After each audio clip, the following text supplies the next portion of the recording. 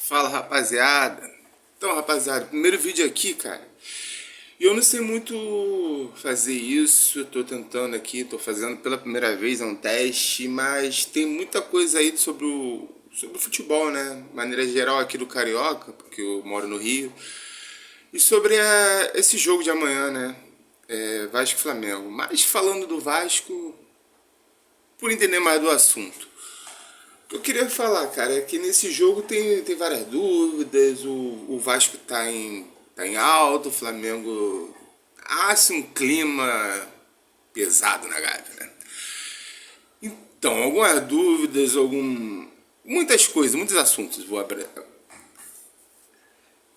Vamos começar com o goleiro, Léo Jardim, que é o goleiro falado, tido como titular, né? Eu acho que ele realmente vai ser o titular. No caso, por ele. Acho que duas coisas contam muito dele ser titular. Por no jogo que eu vi o Ivan jogar, nos jogos que eu vi o Ivan jogar, eu vi que ele tem uma dificuldade de sair do gol nas bolas cruzadas. Ele tem uma e ele é alto. Por ele ser alto, eu não entendo essa dificuldade. E o Ivan, te confesso que eu não vi muito, mas o Léo Jardim, se vocês observarem os primeiros jogos, ele realmente não sai do gol, ele espera a bola, isso é muito perigoso. Muito perigoso. Ainda mais que o Vasco não tinha os zagueiros que poderiam fazer isso, né? Todo mundo sabe que o Léo é um zagueiro que ele sai jogando. Ele não é muito bom em jogada aérea, assim. Então eu acho que. E o Léo Jardim, ele sai jogando melhor. Se vocês repararam isso também. O Ivan, ele defende muito. Muito. Ele é um bom defensor. Ele agarra muito bem. Mas acho que ele peca muito, principalmente nessa jogada aérea que na hora dele sair dos cruzamentos, pô, é meio complicado. Escanteio com ele, vocês vão sentir isso que eu tô falando. Agora sobre o esquema, né? Eu acho hoje em dia por ele estar optando pelo esse meio campo mais fechado, né? Eu acho que não é mais fechado, cara. É mais centralizado ali na área da volância, cara. Porque hoje em dia, se você for ver, o futebol tá muito treinado. Se não houver uma diferença muito grande de equipes, o jogo vai ficar naquela defesa. É muito difícil se não tiver um desequilíbrio muito grande o jogo decorrer assim. Então a jogada fica muito no bate-rebate, naquela roubada de bola, naquele mole que o cara dá, onde a defesa não está preparada, onde é pego um contra-ataque rápido. Então eu acho que o Rodrigo ele conta muito nisso, mas ele erra muito. Ele tá melhorando, mas ele errava na concentração, entendeu? Na força do passe, entendeu? Todo passe, cara, é passe. Passe não é de. É concentrar no jogo, medir a velocidade, a força. Você tem que dominar, entendeu? Você tem que dominar isso. Você dominando isso, sendo tranquilo com isso, entendeu? Você dominar, você ter tranquilidade, entendeu? Não pode ter displicência.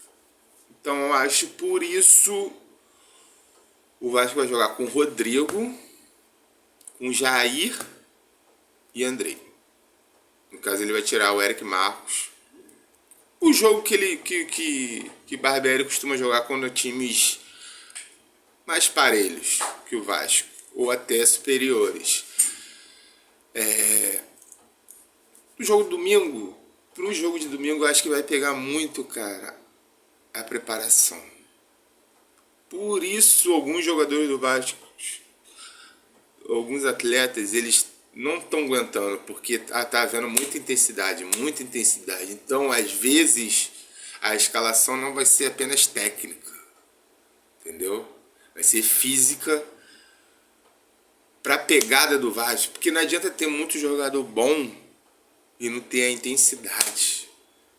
entendeu? Porque a intensidade, ela meio que equipara com a persistência, cara, entendeu?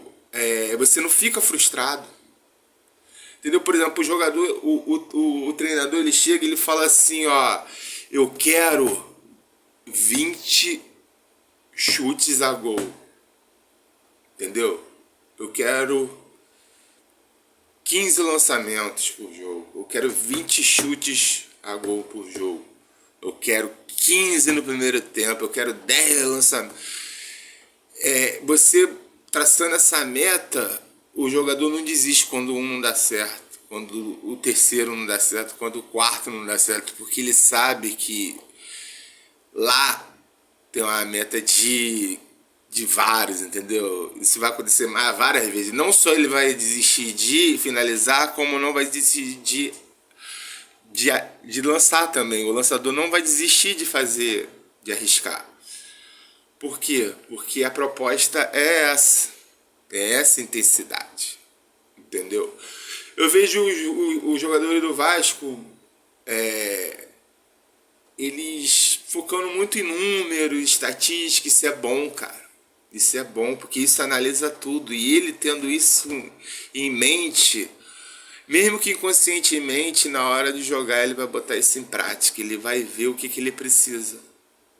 Eu acho isso muito importante. Isso daí, ó. Vamos falar sobre o Pedro Raul. No caso, sobre essa intensidade. Se vocês estão vendo, ele cria muita. Ele ajuda, né? Mas ele, por ele ser o principal finalizador, ele precisa dessa criação, de criar essas oportunidades, entendeu? O pessoal fala, não vai ter tantas oportunidades em jogo tal. Vai ter. Vai ter. Os torcedores, o time vão se acostumar com isso. Porque ele cria, não é só o pessoal que joga ao redor dele que cria. Não é só o pessoal que gira em torno dele que cria. Ele cria essa oportunidade. Ele se põe, ele se posiciona para receber essa oportunidade. Às vezes ele não finaliza muito bem, porque ele precisou fazer uma série de movimentos para estar naquele local, para finalizar. Às vezes o corpo não está de maneira certa, o corpo não está ajeitado da forma correta, na posição. Então isso interfere muito, porque ele fez de tudo para se posicionar, entendeu? Para chegar. Então ele chega, ele não está chegando por completo.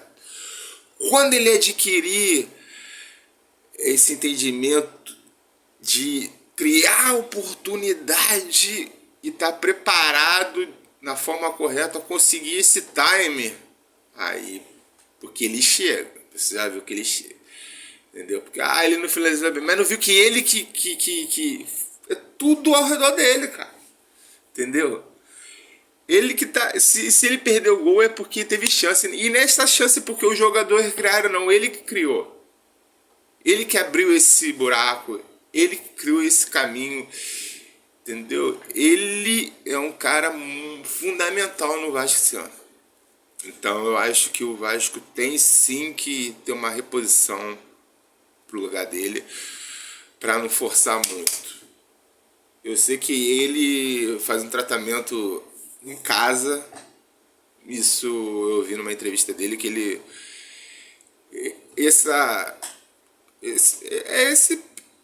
recuperação, a recuperação que é feita com ele no pós-jogo, nos pós-jogos, no clube e em casa, eu não sei que eu vi alguma coisa sobre um fisioterapeuta, não sei se é algum familiar, se ele tem algum fisioterapeuta particular, ou se ele estuda alguma coisa, se ele pesquisa alguma coisa. Eu sei que a preparação dele é fantástica. E sem contar que é um cara inteligente. Ele é inteligente, isso é fundamental. Tem no lugar dele é o Ignaldo, cara. E o Ignaldo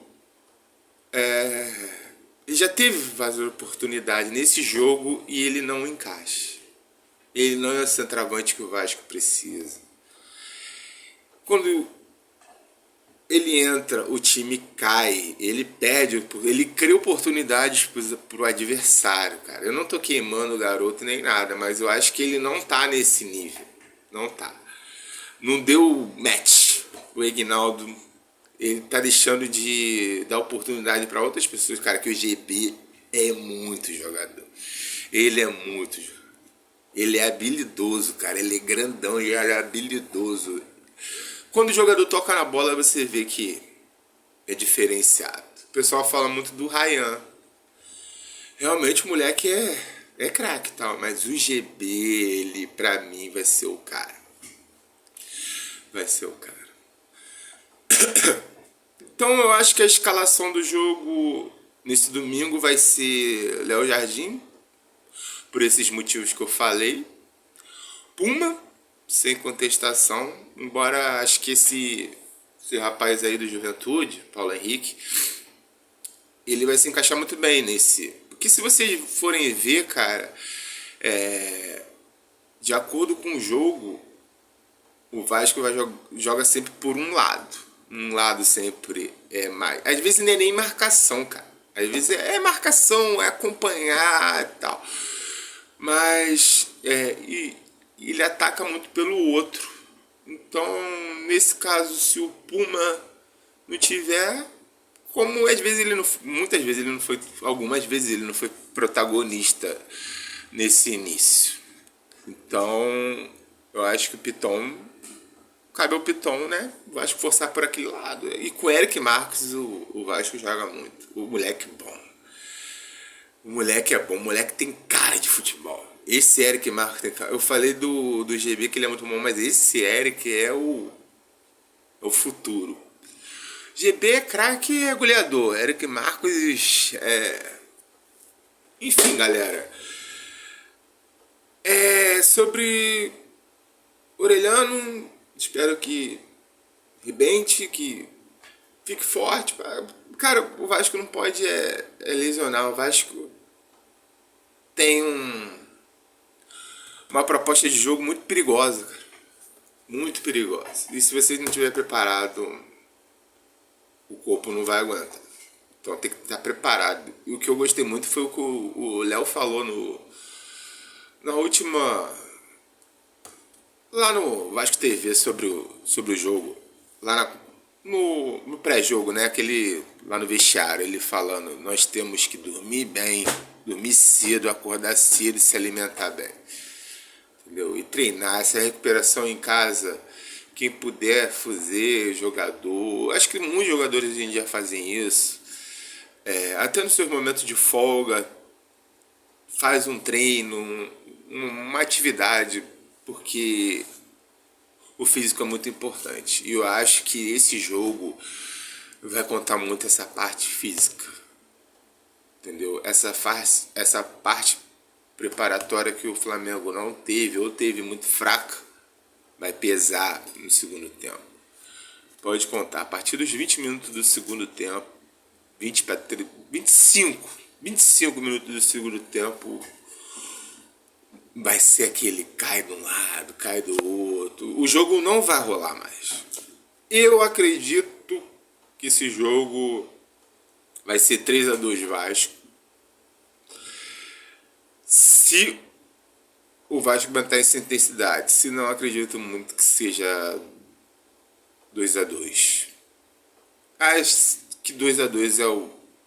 Se o Vasco aumentar essa intensidade, vai ser 3-2. Valeu, gente, muito obrigado e bom jogo domingo.